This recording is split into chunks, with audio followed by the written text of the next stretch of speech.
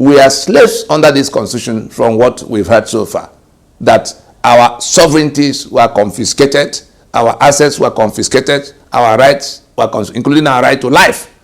The ports of Port Harcourt and Calabar were properties of Eastern region. The port of Lagos are supposed to be the property of Lagos, or at least Yoruba people, Western region. But on account of that exclusive list, it's now the asset of federal government. Bad enough that they make it asset of federal government.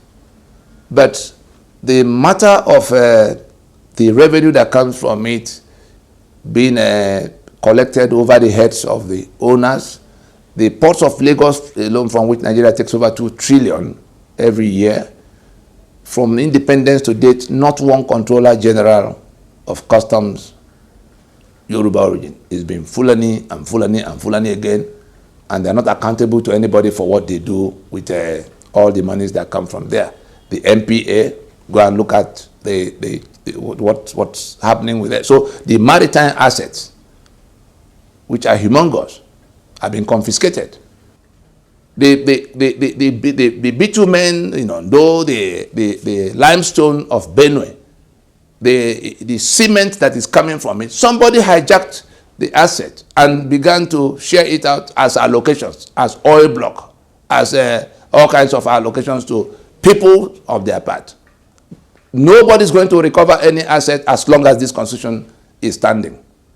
What we need to do to gain back our sovereignty, to gain back our assets, is to take down this constitution. Unfortunately for them, it is this it's our signature that is sustaining that constitution for every day.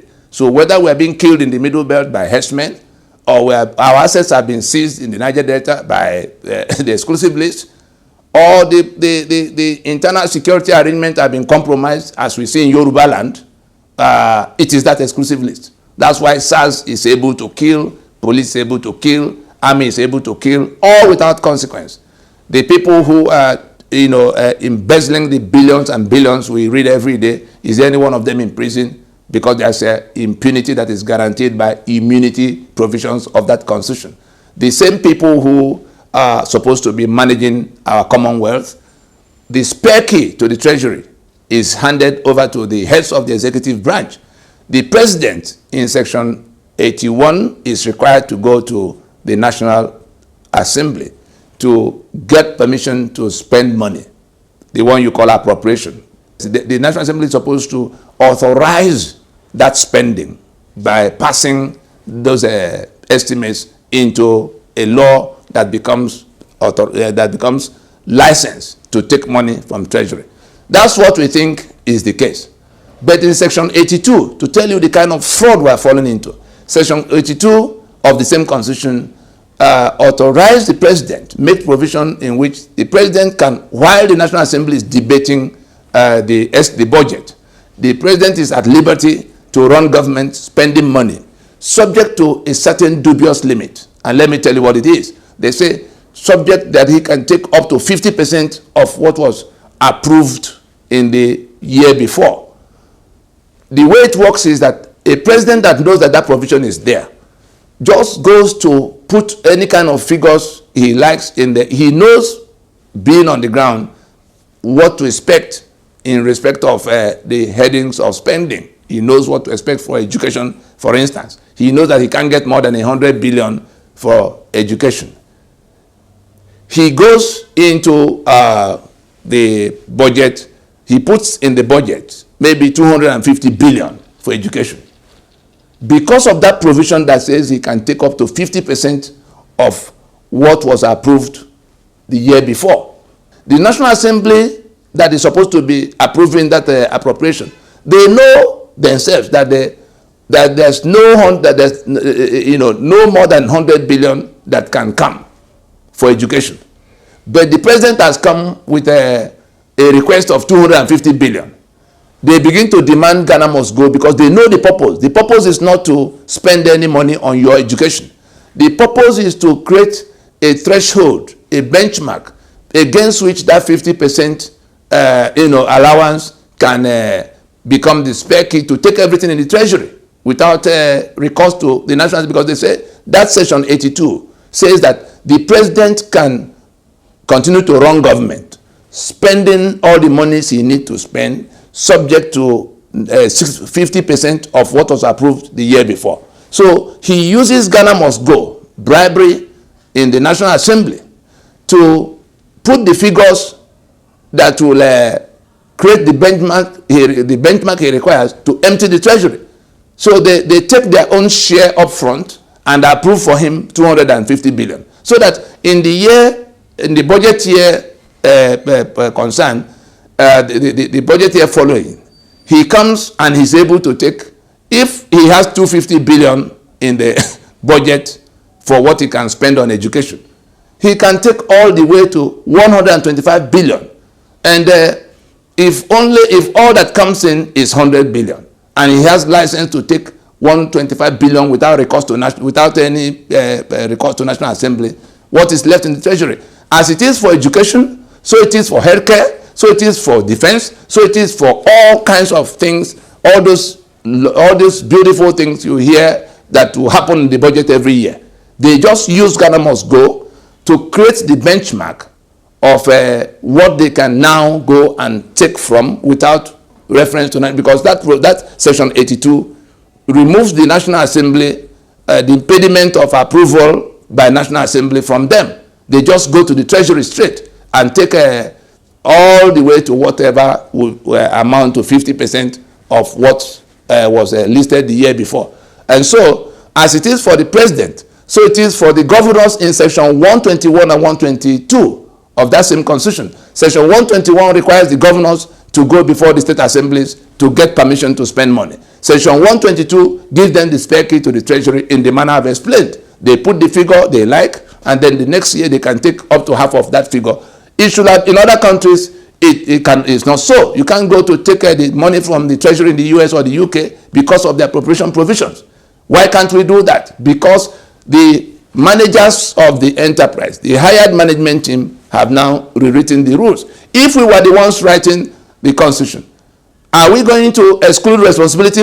Are we going to exclude ourselves from the benefit of the social contract like it is there? Are we going to hand over the spare key of the treasury to the president and the governors the way they have done so?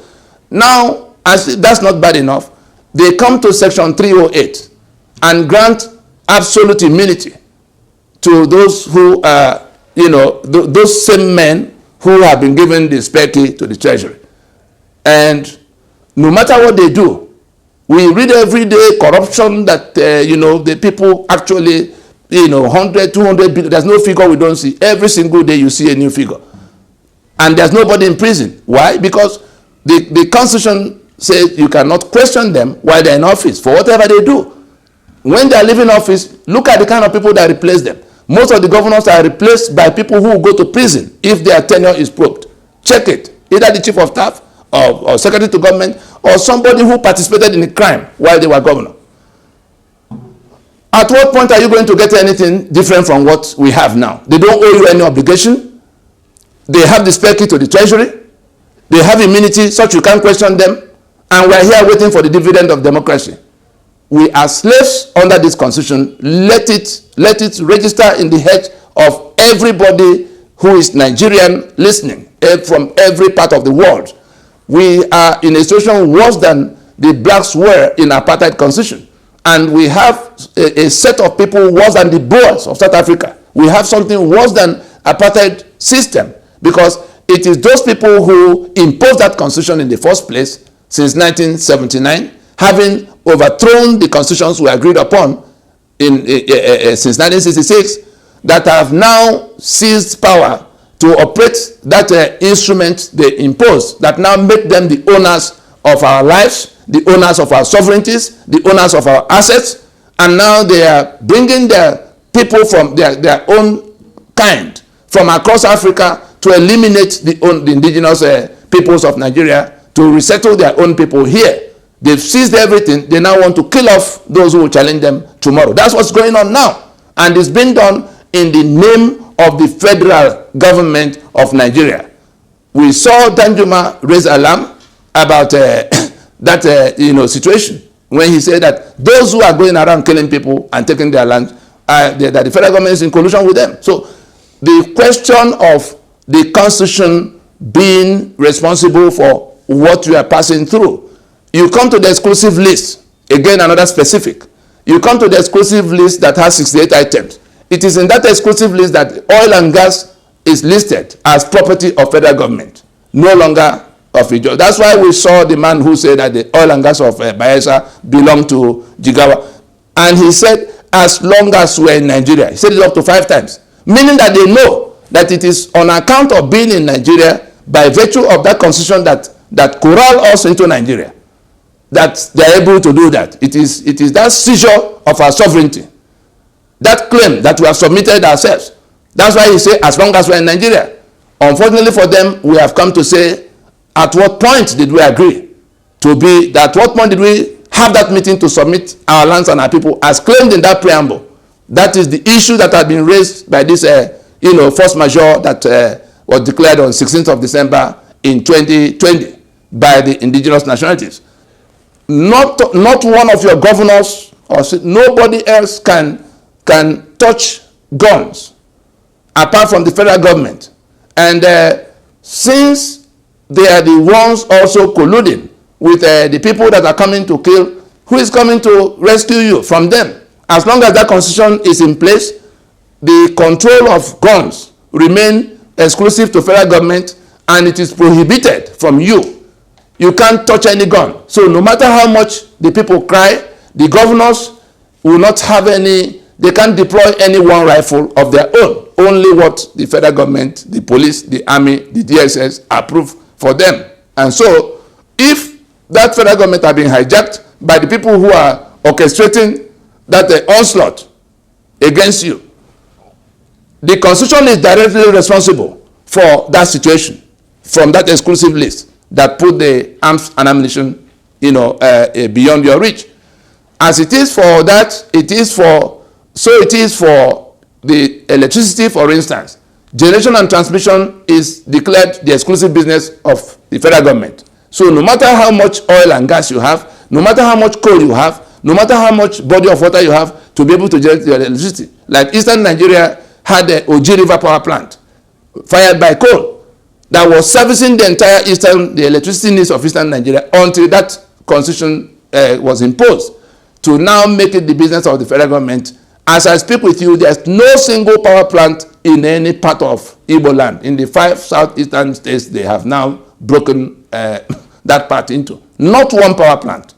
For a region that had a power plant that powered everybody up to Port Harcourt, including Trans Amadi before AFAM came. And so it is that constitution that is responsible for the electricity you don't have. It is that constitution that is responsible for the refineries that are dead. Every one of these problems I've listed, none of them can be solved except that constitution goes down. The power to refine is now the exclusive business of federal government. And we saw Buhari telling us the other time that we now have to buy petroleum products from Niger Republic. We've been importing because that federal government is not interested in maintaining the refineries they met. They are not interested in building any one. And if that provision if that constitution goes down today and the power to license for refineries come to the owners, to the federating units, in 6 months, I was in the oil industry, I can tell how refineries, Biafra ran for 3 years, vehicles were moving. They built their own refineries. So if Biafra could do it in that limited circumstance, why can't we process crude that we have 3 million barrels to sell every day to the world? We can't process the less than 10% of it we need to power, to provide petroleum products to our people. We have to import because of the exclusive list that has a refinery. There are 68 items like that, including elections. The assets are seized, the right to work those assets are seized, and we're like people tied into 68 places. 1 rope on the neck, 1 rope on the waist, 2 ropes at the hand, tied to different pillars. Where can we get to with that? That's how we got to where we are. Until that constitution, anybody who wants to get away from this enslavement imposed by this constitution must now join those who say that that constitution must go down. Anybody who is not doing that, especially from the parts that are suffering more, the South and the Middle Belt. Anybody who is not doing that is standing with the enemy.